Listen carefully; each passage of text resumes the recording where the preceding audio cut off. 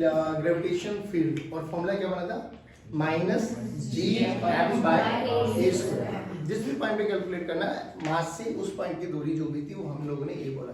Now हमसे बोला गया find gravitation field at this particular point P. बहुत इजी सा क्वेश्चन दिया गया, कोई मुश्किल आने वाली है नहीं। तो देखो इस पी पॉइंट पे बताओ ग्रेविटेशन फील्ड किस किस के कारण आएगा, 1 के कारण भी हो, इसको 1 मान लेते, इसको 2 मान लेते अभी के लिए, ठीक है बच्चों। चलो तो बताओ ये वाला फील्ड उस पॉइंट पर किधर होगी। अगर ऐसे आइडेंटिफाई करना मुश्किल लगे तो क्या करो, सोच लो कि अगर वहां पर मास होता तो ये वाला मास उस वाले मास को किस डायरेक्शन में फोर्स लगा रहा होता, अपनी तरफ, तो फील्ड भी किधर बनेगा, इसी मास की तरफ। नहीं आया बच्चों, पक्का। इसका नाम मैंने दे दिया E1 और इधर नाम दे दिया मैंने E2। ध्यान से देख, सिमेट्री ऐसी मानी गई है तो ये भी A डिस्टेंस हो गया और ये भी A डिस्टेंस, ये भी A ये भी A, तो तुझे नहीं लगता एक आइसोसेलेस ट्रायंगल बन गया है। तो ये एंगल कितना बन जाएगा सर वो 45 और ये भी, तो इधर भी। अब या तो आप ऐसे कर लो, E1 पता है E2 पता है, दोनों के बीच का एंगल 90 डिग्री है, तो E1 का और E2 का मैग्नीट्यूड भी सेम आया हुआ है। देखो ध्यान से, E1 का magnitude is equal to E2 के मैग्नीट्यूड, ये दूरी मान लो x, ये दूरी मान लो x। तो जल्दी बोलो फॉर्मूला क्या होगा, मैग्नीट्यूड के बारे में बात करें तो माइनस को छोड़ दो भले, Gm बाय x का स्क्वायर, Gm बाय x। बोलो रिजल्टेंट क्या आएगा, √2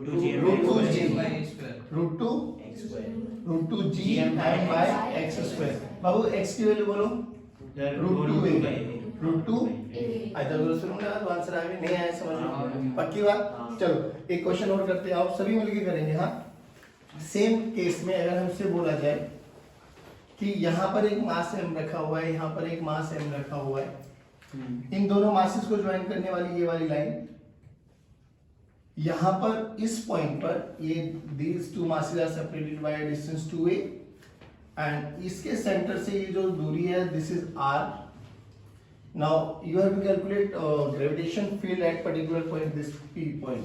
कैसे करें, तो अभी तो सुपरपोजिशन प्रिंसिपल लगाओ, 1 2 बोलो, 1 के कारण फील्ड किधर होगी, लेफ्ट या राइट, लेफ्ट, इधर मान लेते E1। 2 के कारण भी बोलो लेफ्ट, E2 डायरेक्ट ऐड हो जाएगी ये, तो बोलो यहाँ से यहाँ तक का सेपरेशन बोलो बच्चों, ये R। सर फिर से बताना क्वेश्चन क्या था, कुछ जल्दी जल्दी हो गया, बहुत ज्यादा। अच्छा बहुत ज्यादा हो गया। सुनो आराम इसी से, पोजीशन में देखो बेटा देखो मेरे बच्चों, कह रहे इसी पोजीशन में ऐसे ही पड़े। सुनो now listen to me very carefully. एक मास ये रहा, एक मास ये रहा, दोनों के बीच का सेपरेशन है 2a।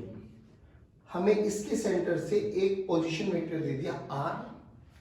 इस p पॉइंट पे we have to calculate gravitational field. Now what to do, इस मास के कारण इस पॉइंट पर ग्रेविटेशन फील्ड किधर होगी, लेफ्ट, इसकी कारण भी किधर होगी, लेफ्ट। तो ये तो समझ में आ गया, दोनों को ऐड करना है। नाउ अभी फॉर्मूला क्या होता है, Gm बाय x। अब x क्या है, सेपरेशन, तो यहाँ से यहाँ का सेपरेशन कितना, a प्लस r, भाई ये सेपरेशन a है और ये सेपरेशन r है, तो ये क्या बना a प्लस, ये बोलो r minus a, simply add कर दो भाई, नहीं कर सकते क्या, तो बोलो E नेट कितना आ जाएगा बाबा, minus Gm by r plus a का whole square minus Gm by r minus a का होल स्क्वायर। कैन यू जल्दी सॉल्व दिस, कोई दिक्कत। अब ऐसे बताओ, ऐसे केसेस में कोई दिक्कत आती है कभी भी, आप सुनो, आज हम जो पढ़ने वाले ना that is Newton's law in vector form. तो वेक्टर फॉर्म कब यूज करेंगे, देखो अभी हम लोगों ने फोर्स कैलकुलेट करना सीखा है, हम लोगों ने फील्ड कैलकुलेट करना सीखा है, तो हम लोगों ने बड़े सिस्टम दे दिए थे, है ना, इक्विलेटरल ट्रायंगल दे दिया, स्क्वायर दे दिया, it may be of any shape, हमें सब पे कैलकुलेट करना आता है। क्या यूज करना है कि एक एक के कारण इंडिविजुअली निकालो और उन सबको वेक्टोरियली ऐड कर दो। बट सोचिए देखो, कभी भी अगर हमारे पास जो भी हम लोगों ने भी शेप देखी थी वो सारी की सारी प्लेनर शेप थी, मतलब 2 डायमेंशनल, ट्रायंगल हो गया, स्क्वायर हो गया, है ना। अभी ऐसा आ जाए कि आपके पास एक क्यूब है, क्यूब के कितने कॉर्नर्स होते हैं, 8 एजेस होते हैं, हाँ 12 एजेस होते हैं, 12 फेस डायगोनल होते हैं और 4 बॉडी डायगोनल होते हैं, ये ध्यान रखना है, ये बहुत बार डिस्कस कर चुके हैं हम लोग। अब सुनो, हमसे बोला गया एक क्यूब है मेरे पास, बहुत इजी से समझ, फिर मैं बताता हूँ इसको कैसे अप्रोच लगाते हैं। ये हमारे पास एक क्यूब बनाते हैं, ठीक बच्चों, चलिए, और ये हम लोगों ने क्यूब बनाई और इसकी एक्सिस को भी डिफाइन कर देते हैं, this is x, this is y and this one is z. ठीक, बोला गया कि क्यूब की जो साइड लेंथ है ना बाबा ए है, और इन सब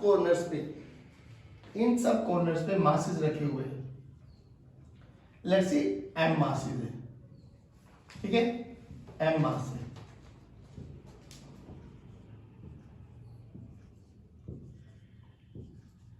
सही, इनका नाम भी दे देते हैं ना, ये बोलो 1 2 3 4 5 6 7 8, ठीक है ना।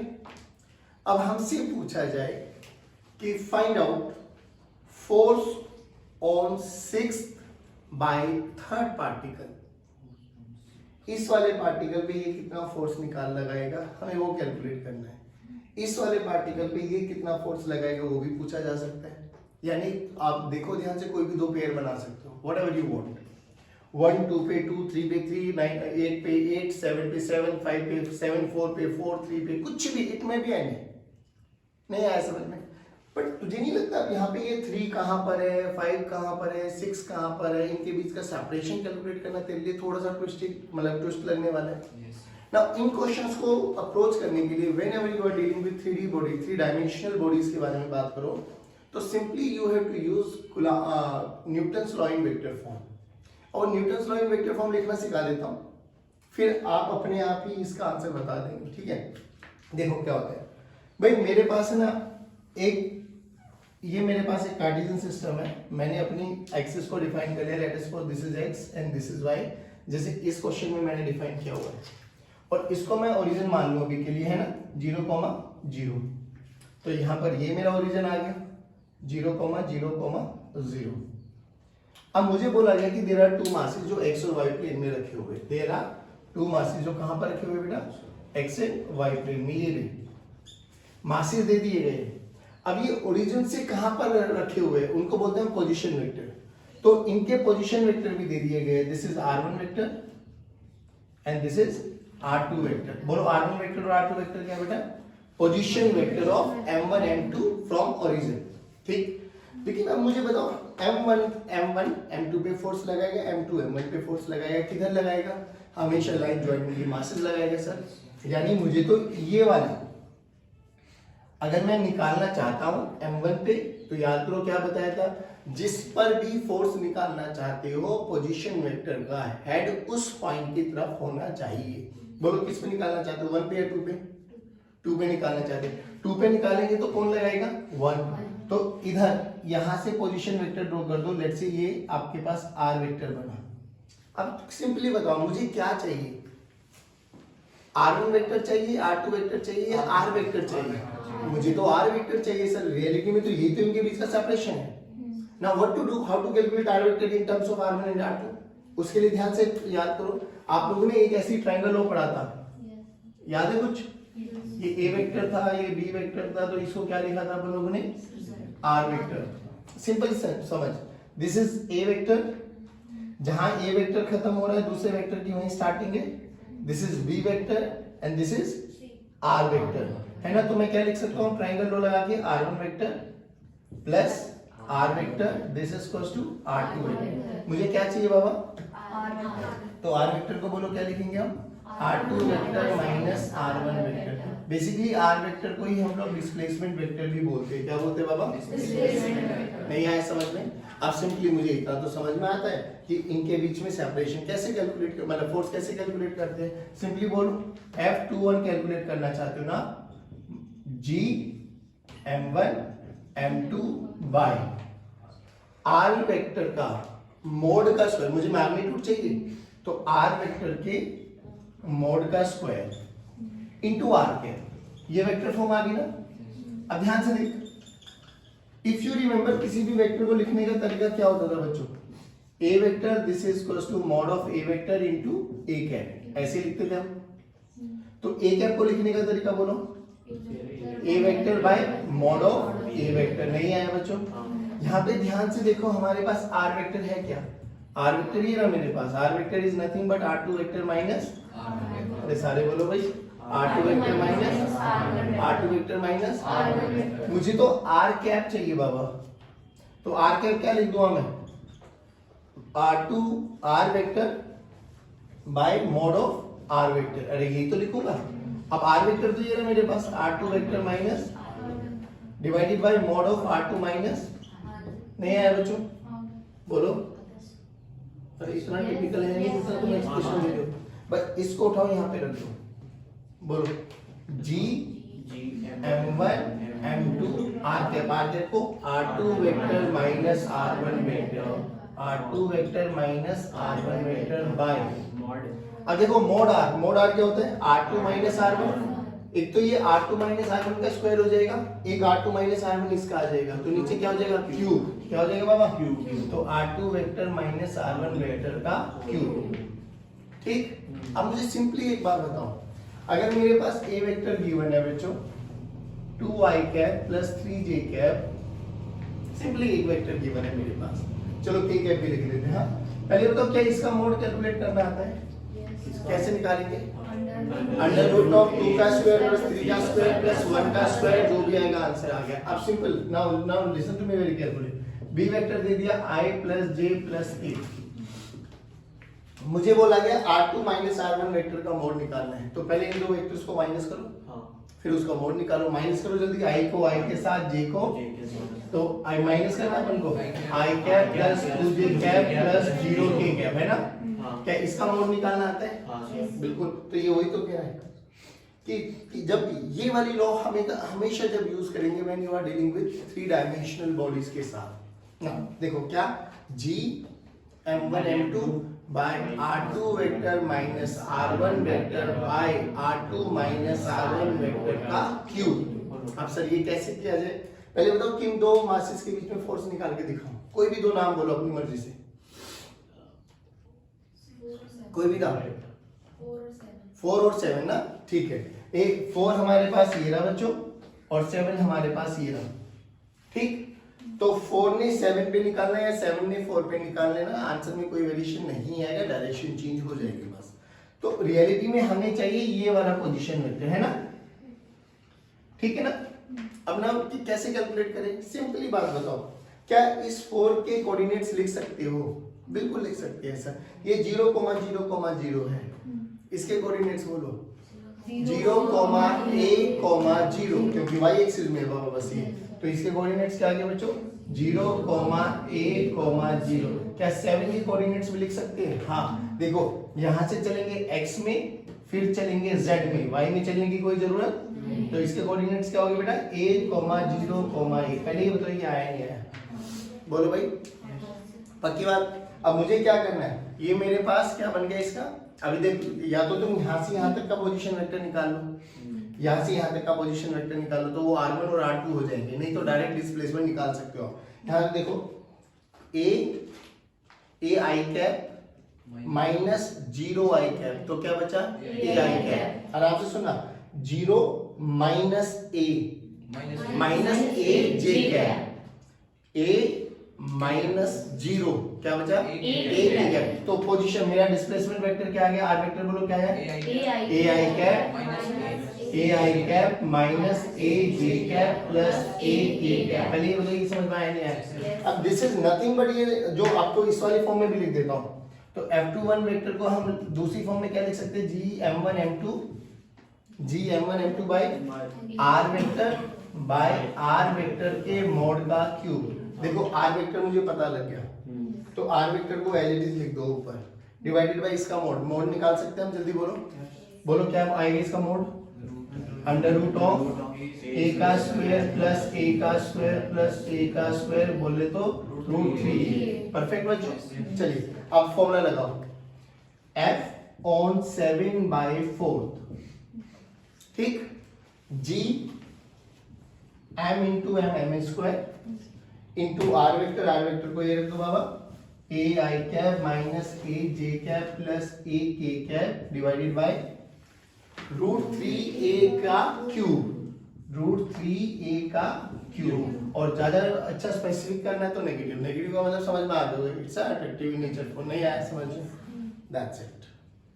अब कोई भी फोर्स बोलूं, कोई भी फोर्स कैलकुलेट इजीली कैलकुलेट कर सकता है। अब जो तुम्हें दिक्कतें आएंगी ना वो मैं बता देता हूँ। बहुत बच्चों को दिक्कतें आती है कि इनके कोऑर्डिनेट्स ही नहीं लिखे जाते। कोऑर्डिनेट्स लिखना मैं सिखा देता हूँ, बाकी कुछ भी परेशानी होने की आवश्यकता नहीं है। देखो सिंपली क्या करना, अगर आप ऐसे चल रहे हो, ओरिजिन से चलेंगे, कोई भी पॉइंट पे जाना है, तो अगर आप सिंपली सीधा चल रहे हो तो समझ लेना आप एक्स एक्सिस में ट्रेवल कर रहे हो।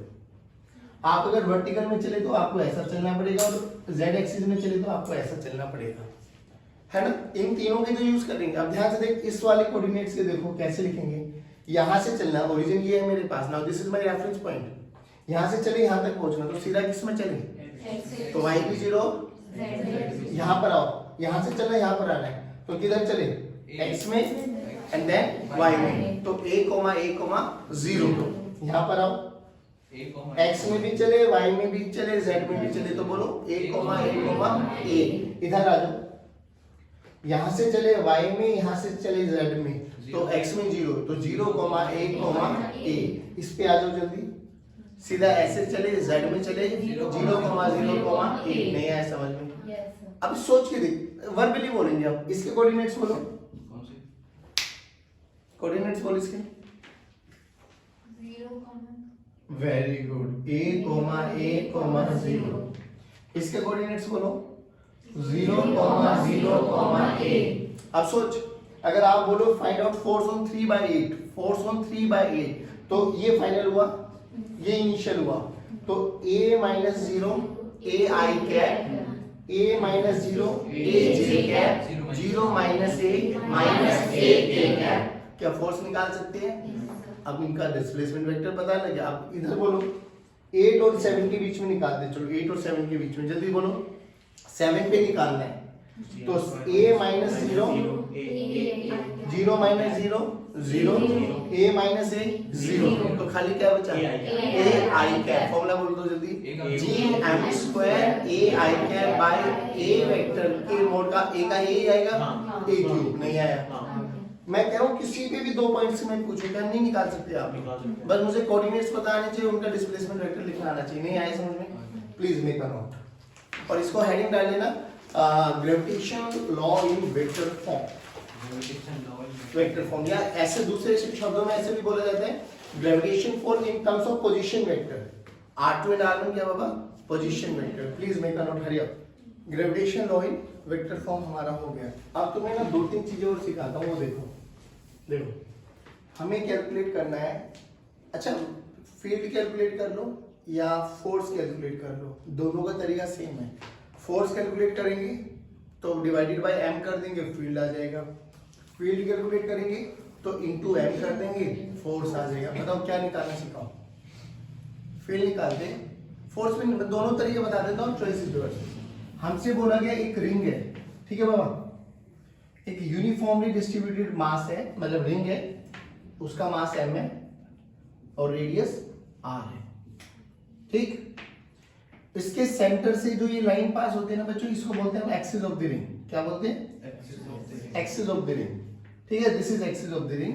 और यहां से x दूरी पर फील्ड कैलकुलेट करना चाहते हो तो पॉइंट मान लो, और फोर्स निकालना चाहते हो तो मास मान लो, मर्जी आपके, जैसा आपको अच्छा लगे। हमसे बोला गया find gravitational field at this particular point. अभी एक चीज समझ में आया, किसी के पास कड़ा पहने हुआ है क्या? हाँ प्लीज पास करना। देखो थोड़ा एनालाइज करने की कोशिश करना आप लोग कि रियलिटी में क्या हो रहा है। ये हमारे पास एक रिंग है, ठीक है बच्चों, और इस रिंग के बिल्कुल ये क्या है, एक्सिस है। इस जो ये मार्कर का टिप है ना, मार्कर का टिप, ये वाला पॉइंट, अज्यूम करो कि इस पॉइंट पे we have to calculate field. बस मुझे इतना बताओ थोड़ा लॉजिकल सेंस लगा के, यहां से इसकी periphery, this is periphery of the ring, इसकी पेरिफेरी से ये जो मार्कर की टिप है, क्या हर एक पॉइंट पेरिफेरी से सेम डिस्टेंस पे है? श्योर? हाँ बिल्कुल सेम डिस्टेंस पे है। यहां से ऐसा लगेगा नहीं, बट ये रियलिटी में सेम पेरिफेरी, देखो ये है पूरी पेरिफेरी, इससे एक पॉइंट इधर इधर इधर इधर इधर निकालो तो हर एक पॉइंट से इसके छोटे छोटे छोटे छोटे छोटे छोटे मासेस से हर एक वो वाला पॉइंट सेम डिस्टेंस पर है।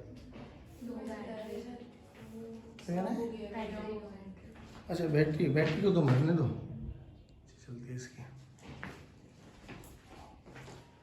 ये पॉइंट समझ में आया आप लोगों को कि इसकी पेरिफेरी से इसकी टिप सेम डिस्टेंस पे, point number 1। Now what to do, ऐसे यहाँ पर एनालाइज करना थोड़ा मुश्किल लग रहा है बच्चों को। देखो हमने बोला कि यहाँ पर एक छोटा सा मास मान लिया जाए dm, यहाँ पे निकालना है तो इस पॉइंट से ये पॉइंट मान लो कितनी दूरी पर है, ये x है बाबा, इसका रेडियस कितना मान लिया r, और ये दूरी मान लो x या छोटा r।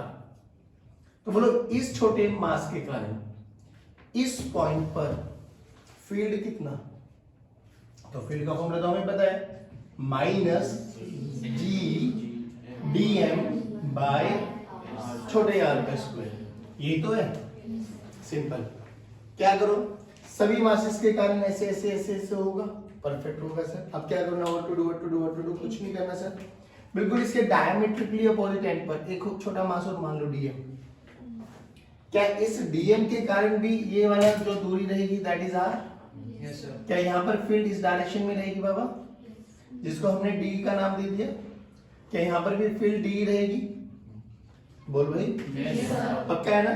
परफेक्ट। अगर ये डायमेट्रिकली अपोजिट एंड पर है तो ये दूरी भी आर, ये छोटा ये एक्स, ये थीटा, तो ये भी थीटा। ध्यान से देखो, डी के दो कंपोनेंट होते हुए दिखाई देंगे आपको। डी का ये वाला component D E cos theta, और ये वाला कंपोनेंट बाबा D E sine theta. Similarly इस डी के भी दो कंपोनेंट करो इधर, डी ई कॉस थीटा और नीचे वाला डी ई साइन थीटा।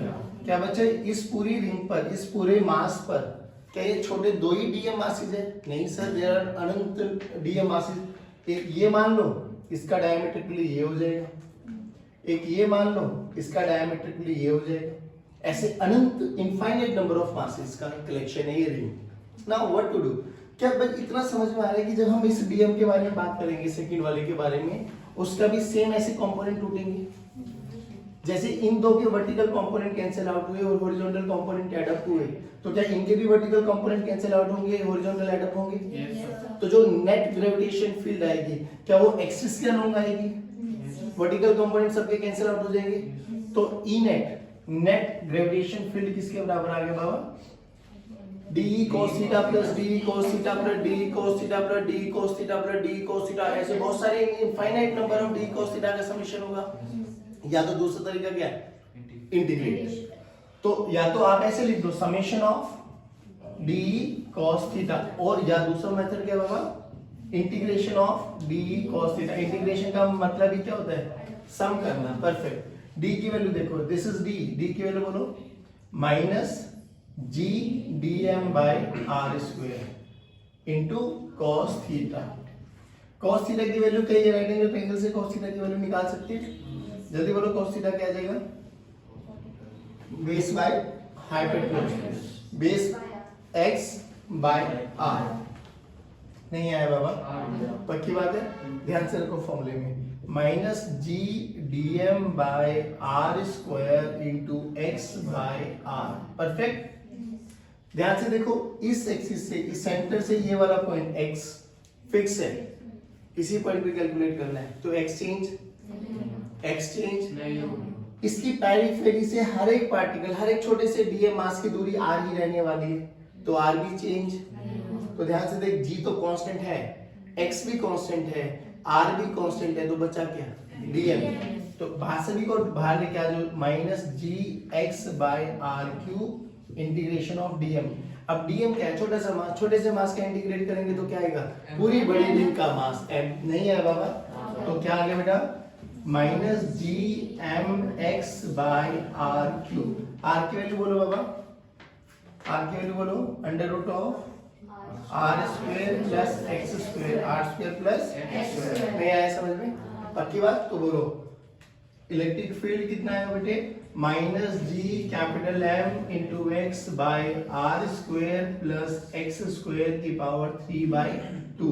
3/2 क्यों आया, समझ में आ गया, क्योंकि इसका रूट था, तो 1/2 ऊपर की पावर 3 है तो 3/2। रट लो इस फॉर्मूले को, क्या sir? Gravitation field on the axis of the mass ring minus G M x by are square plus x square की पावर 3/2। अब ये ना फिगर के साथ याद होना चाहिए, ये फॉर्मूला तो याद हो जाता है बच्चों को, लेकिन आपको याद कैसे रखना है, याद इसको आपको ऐसे रखना है भाई, ये सेंटर है, यहां से ये दूरी x है और इसका रेडियस r है, ऐसे ये डायग्राम याद रखो और इसका प्रूफ जल्दी बोलो, minus G M x by r कितना समझ में आया ना। एक चीज और बताओ मुझे, सोच के बताओ, अगर यहाँ पर छोटा m भी रखा हुआ होता, अभी तो हमने फील्ड कैलकुलेट किया है, अब उनसे पूछे भाई इस रिंग के कारण इस मास पे फोर्स कितना लगेगा, तो E इंटू एम, फोर्स का फॉर्मूला बोलो, फोर्स का फॉर्मूला होता है m इंटू ई, m तो m है, E की वैल्यू ये रख दो बाबा, minus G M x by are square plus x square की पावर 3/2। Okay done. नाउ एक चीज और बताओ, x की वैल्यू को 0 पुट करो, पुट करो होनी, x की वैल्यू को 0 पुट करो, 0, तो x की वैल्यू को 0 बोले तो हम सेंटर ऑफ द रिंग आ गए, तो फील्ड सेंटर पे बोलो, 0, सेंटर पे बोलो, और ये हमें समझ में भी आता है क्योंकि रिंग सिमेट्रिकली डिस्ट्रीब्यूटेड मास है, तो जितना ये वाला मास इसको अपनी तरफ खींचेगा उतना ये इसको खींचेगा, तो नेट फोर्स भी 0, तो नेट इलेक्ट्रिक फील्ड भी। तो ये तो अपन को समझ में आ गया बाबा, क्या कि सेंटर पर इलेक्ट्रिक फील्ड या इलेक्ट्रिक फील्ड में बार बार अगर मेरे मुंह से निकल जाए तो समझ लेना कि सर किसको बोल रहे हैं, ग्रेविटेशन फील्ड। सेंटर पर ग्रेविटेशन फील्ड कितना है, 0। अब यहाँ से इंफिनिटी पे रखो, x की वैल्यू को इंफिनिटी पुट करो, infinity infinity infinity infinity something plus infinity plus something infinity 1 by infinity 0। ओहो फिर 0, यानी सेंटर पे भी 0 है, इंफिनिटी पे भी 0 है, तो किसी भी पॉइंट पे 0 है कुछ वैल्यू। ये समझ में आया तुम्हें मैं क्या चीज समझाने की कोशिश कर रहा हूँ, बहुत अच्छा क्वेश्चन पूछा है। यहाँ पर कितना है e की वैल्यू 0, और इंफिनिटी पर भी कितना है 0। अभी चेक किया आपने, परेशान मत हो, ये फॉर्मूला ठीक है, this formula is very accurate, तो परेशान होने की कोई आवश्यकता नहीं है। नाउ x की वैल्यू को 0 पुट किया तो 0, x की वैल्यू को इनफिनिट पुट किया तो भी 0, तो क्या इस पॉइंट पे इलेक्ट्रिक फील्ड है या नहीं है, है। तो ये 0 है और उधर 0 है, इसका मतलब क्या रेंज होगी सर, इसकी कम होता जा रहा है। हाँ, मतलब पहले बड़ी है और फिर घटी है, 0 था ना, पहले बड़ी होगी, एक पॉइंट ऐसा आया होगा मैक्सिमम हुई होगी और फिर घट के 0 हो गया होगा, तो यहाँ पे भी 0 वहां पे 0 का मतलब समझ में आ गया कि ठीक है, हो सकता है बिल्कुल, एक पॉइंट पे 0 है दूसरे पॉइंट पे भी 0 है, हाँ तो ऐसा हो सकता है पहले बड़ी होगी फिर घटी होगी, वही बोला गया। ऐसा भी तो कह सकते हैं इसकी रेंज जो इंफिनिटी से कम है, किसकी रेंज, जो इलेक्ट्रिक फील्ड है इंफिनिटी पे तो 0, हाँ कम, इंफिनिटी 0 है ही ऑब्वियसली। बोला गया find out that particular position जहां पर E मैक्सिमम है। अब ये मैक्सिमम शब्द आ गया, याद करो हमने वर्क पावर एनर्जी में पढ़ा था कि जब भी कहीं मैक्सिमम मिनिमा आए तो व्हाट टू डू, नहीं मिनिमा मैक्सिमम में पढ़ा था कि जिस भी फंक्शन को, सुन लो एक बार, जिस भी फंक्शन को आपको मैक्सिमा या मिनिमा प्रूव करना है, ध्यान से देखना, ये बत्तख फिर दोबारा काम आएगी, u और x।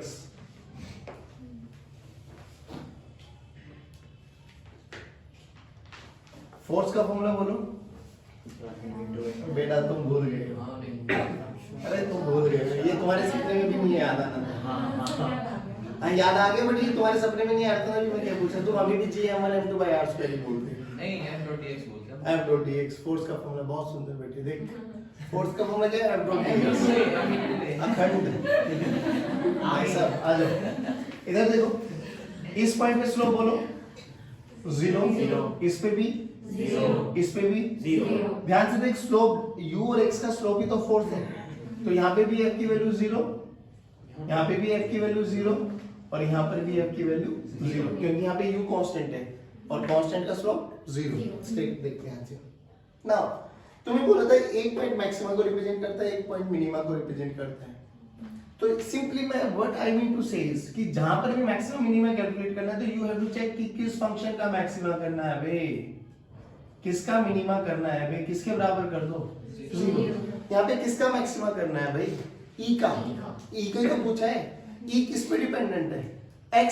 देखना x की वैल्यू को चेंज कर रहे हो तो literally what you have to do, d by dx और किसके बराबर रख दो, जो भी आएगा योर आंसर। नहीं आया, यहाँ पे x की वैल्यू आएगी plus minus r by root 2। कर दोगे आप इसको, डिफरेंशिएट करना आता है, करके दिखाओ, करोगे। तो यहाँ पे जैसे आप करोगे ना तो e की वैल्यू मतलब x की वैल्यू आ जाएगी बाबा plus minus r by root 2। कैसे कराऊं बताओ, देखो जब इसको डिफरेंशिएट करोगे x की टर्म ऊपर भी x की टर्म नीचे भी है, तो पहली बात तो आपको न्यूमरेटर बाय डिनोमिनेटर यानी क्वोशिएंट रूल लगाना पड़ेगा। क्वोशिएंट रूल क्या कहता है, डिनोमिनेटर का स्क्वायर कर दो, डिनोमिनेटर को एज इट इज रखो, न्यूमरेटर का डिफरेंशिएशन करो, माइनस न्यूमरेटर को एज इट इज रखो, डिफरेंशिएशन ऑफ डिनोमिनेटर। आता है करके दिखाओ, जल्दी बोलो, कर दो तो फिर इसको, और आंसर ये निकाल के दिखाओ, मैं करके दिखा दूं, आ जाओ, चलो तो हेल्प करवा दो मेरी। उधर देखो ई का फॉर्मूला बोलो। हाँ, अब मैं खाली डी बाई डी एक्स करके दिखा रहा हूँ आपको। हाँ देखो ध्यान से, माइनस जी एम तो कांस्टेंट है, माइनस जी एम तो कांस्टेंट ले लिया बच्चों मैंने। क्या बोला, नीचे वाले को डिनोमिनेटर बोलते हैं बाबू, ऊपर वाले को न्यूमरेटर बोलते हैं। तो न्यूमरेटर बचा x और नीचे बचा ये r square plus x square की पावर। ध्यान से देखो अगर तुम्हें बुरा ना लगे तो r square plus x square की पावर 3/2 का स्क्वायर करना है मुझे, है ना। डिनोमिनेटर ऐसे ये फॉर्मूला होता है बेटा, डिनोमिनेटर का square, denominator same, differentiation of numerator minus numerator same, differentiation of denominator, बस सिंपली।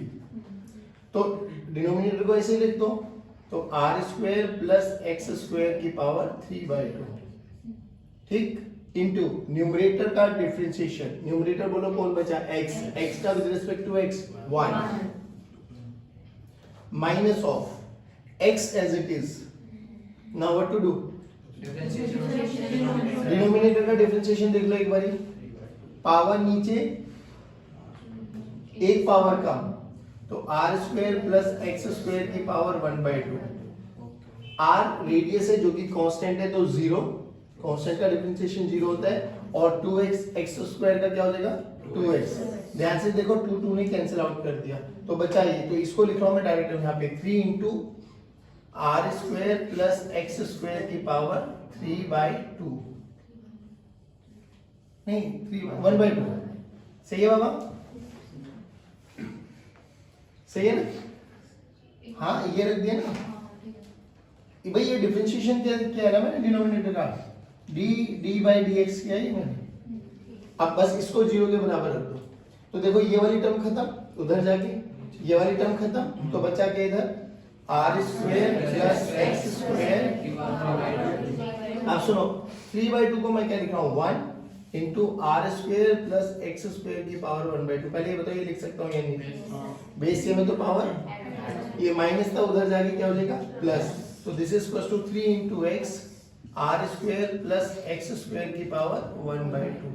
देखो 1/2 ने 1/2 को मारा, तो यहाँ से क्या बचा बच्चों, r स्क्वायर प्लस इधर कौन बचा 3x, कुछ गड़बड़ हो गई है शायद। ये sir r square plus x square कहां से आया दूसरा वाला, क्या बाबू 3x into r square plus ये x भी तो आएगा भाई यहाँ पे, है ना, ये x स्क्वायर हो जाए। हाँ बोलो आप क्या कह रहे हैं, 3x हाँ ये 3x स्क्वायर, तो r स्क्वायर की वैल्यू क्या होगी बच्चों 2x स्क्वायर, तो rx की वैल्यू क्या होगी plus minus r by root 2।